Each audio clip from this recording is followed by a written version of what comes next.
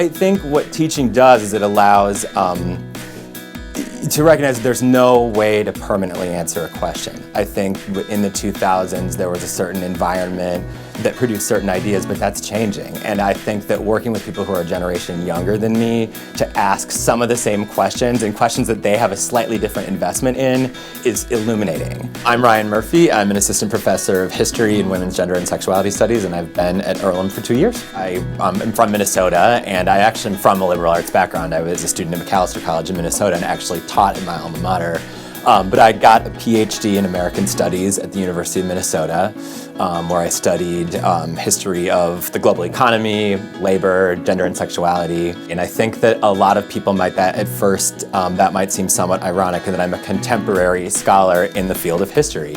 But part of the reason that I study that is because I have an interdisciplinary background. So that means I work in history, but also in economics, and also in the study of women and gender and sexuality, and the study of art and culture, and sort of mix all of those together. So I was also a student in a liberal arts environment, and I graduated, I think like a lot of people do, trying to figure out what comes next. And so I had been a lifelong person who was passionate about airplanes.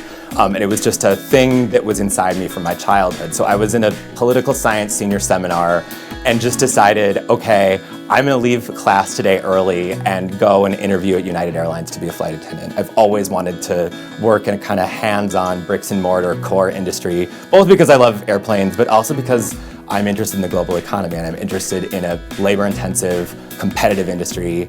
And so I flew myself to Chicago and interviewed for the job with 100 and some other people, wearing a suit and feeling totally uncomfortable, and ended up getting the job.